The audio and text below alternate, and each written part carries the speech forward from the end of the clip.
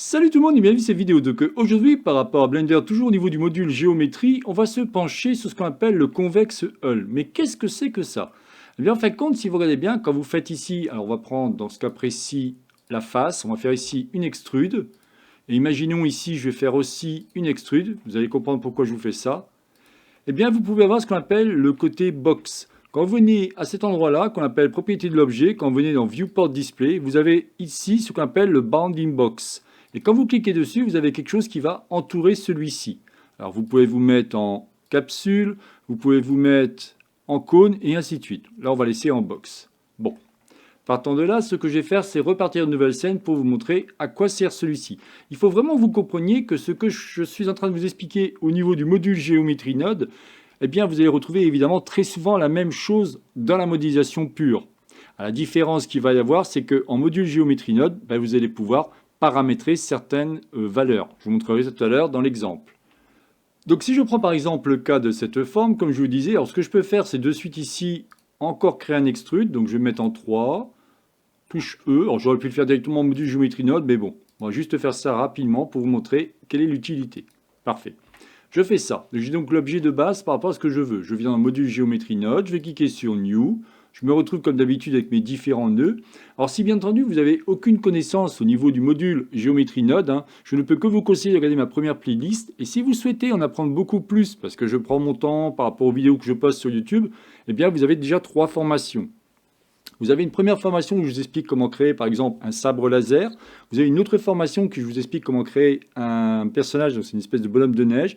Après, on fait en sorte avec une deuxième formation où là je vais beaucoup plus loin au niveau de la création d'une ville. Et la troisième formation, c'est carrément un champ, alors, il y a de l'herbe, des fleurs, cailloux et ainsi de suite. Et tout est géré par le module géométrie node. Donc autant dire que vous avez de quoi faire. Bien. Revenons par rapport à ça. Alors là, je vais cliquer sur Search et je vais choisir le fameux nœud transform.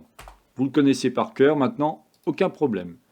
Je vais venir ici et je vais marquer à ce niveau-là, au niveau de mon scale en X, je vais marquer 1.8. Et ici, en Y, je vais marquer 1.8 pour avoir quelque chose comme ça. Pour l'instant, il ne va pas se passer grand-chose. Mais vous allez voir que dès que je vais utiliser le convex hull, il va essayer de relier tout ça pour qu'on ait quelque chose de plus cohérent, qu'on ait vraiment une forme qui va englober la totalité. Dans ces cas-là, qu'est-ce que je fais? Je vais faire Shift A, je vais choisir au niveau de géométrie dans Opération, et je vais choisir Convex Hull. Ou alors, si vous ne savez pas, vous cliquez ici, vous tapez Convex, et automatiquement, il vous donne Convex Hull. Vous allez voir que dès que je vais positionner celui-ci, vous avez vu, automatiquement, il m'a fait une fermeture ici. Ça sert à ça, en fin de compte, le Convex Hull. Tout simplement. Alors, évidemment, on pourrait aller beaucoup plus loin. C'est qu'on pourrait, par exemple, ici, mettre un subdivision. Cette fois-ci, plutôt surface. Pour rendre le truc un petit peu plus cool, on va se mettre, par exemple, à 3. Vous voyez, de suite, on a quelque chose comme ça. C'est vraiment plus sympa. On pourrait mettre aussi, si on veut, un matériau. Si je fais Shift A, je vais chercher ici matériel. Ce qui va m'intéresser, c'est cette matériel. Ça, je ne vous l'ai pas encore expliqué, évidemment. Venir à cet endroit-là, venir, pourquoi pas ici, et puis définir une couleur de type sable. Quelque chose comme ça. D'accord? Donc ici, je vais pouvoir l'appeler pierre. Je fais Entrée. Si je viens ici au niveau de matériaux, je choisis pierre. Et si je clique au niveau du rendu, je vais bien avoir cette couleur-là. Et si je veux avoir quelque chose d'un peu plus sympa au niveau du lissage, je peux cliquer sur, taper Smooth, et chercher Smooth by Angle. Et en venant ici, je vais avoir quelque chose d'un peu plus sympathique. Vous voyez? Voilà le genre de choses que l'on pourrait faire. Alors l'intérêt, comme je vous dis, c'est que vraiment, avec le convex hull, c'est que si je viens ici, là ce que je peux faire, c'est par exemple, pourquoi pas mettre un extrude. Donc je vais faire ici Shift A, je vais mettre un extrude. Je vais me positionner. Évidemment, là, vous voyez que d'un seul coup, je peux avoir une forme comme ça. Ce qui est extrêmement intéressant, c'est qu'on peut récupérer évidemment des valeurs. Par exemple, si vous souhaitez récupérer les valeurs ici au niveau du scale, eh bien ici vous avez un vecteur. Comment puis-je faire pour récupérer à cet endroit-là? Si je fais ça, malheureusement, si vous regardez bien, je vais venir au niveau du modifieur, je vais avoir directement mes 3 valeurs. Moi, imaginons que j'aurais voulu travailler que sur une valeur, il faudrait que je travaille différemment. Dans ces cas-là, il faudrait utiliser un nœud qu'on appelle Combine XYZ. Bon, je vous en dirai pas plus, mais je voulais vous montrer que l'intérêt que quand vous utilisez la géométrie node, c'est que vous allez pouvoir vraiment vous éclater à récupérer tous les paramètres que vous souhaitez. Vous voulez un exemple plus concret? Je vais vous montrer quelque chose que j'ai déjà fait de mon côté. Voilà donc un exemple plus concret. Donc là, il faut savoir que si je viens ici au niveau du shading, évidemment là j'ai mis une texture, alors très simple, j'ai généré une texture que j'ai positionnée dessus.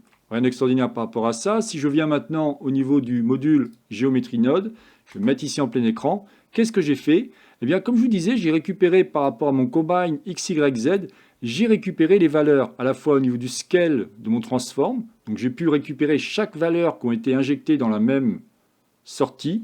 Et pareil par rapport à mon scale en transform géométrie où j'ai fait ça. Alors c'est un petit peu plus complexe parce que si vous regardez bien, j'ai mis aussi un mesh booléen, j'ai une subdivision de surface, ça vous avez compris. Mais qu'est-ce que cela va donner? En fin de compte, si je mets par exemple la valeur 1.060, ce qui va être sympa par rapport à ça, déjà vous pouvez voir que ça ressemble comme un galet, donc ça c'est vraiment cool. Alors, pardon. Ici, voilà, vous voyez, d'un seul coup, ça fait une fermeture, ça fait une espèce d'ouverture. Pourquoi? Parce que c'est la valeur que j'ai définie ici. Et après, je vais pouvoir jouer aussi, si je veux, avec celui-ci. Là, j'ai fait exprès de vous montrer qu'on peut carrément créer un trou si on veut dans un galet ou quelque chose comme ça, pour pouvoir modéliser celui-ci. Donc, je vous laisse imaginer tout ce qu'on peut faire par rapport à ça. Imaginez, vous avez fait cette première partie, après, vous souhaitez faire une multiplication de galets un peu partout. Eh bien, grâce à ça, vous pourriez le faire.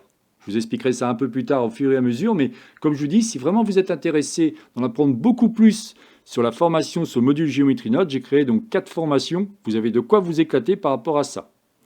Voilà, écoutez, je n'en dirai pas plus par rapport à cette vidéo. Ce qui m'intéressait, c'était déjà de me focaliser par rapport à ce nœud qu'on appelle le Convex Hull. C'était donc la chaîne Blender pour tous, réalisée par Jean-Michel. Si vous avez aimé cette vidéo, n'oubliez pas de liker ou tout simplement vous abonner à ma chaîne. Je vous souhaite une excellente journée et à la prochaine vidéo. Bye bye.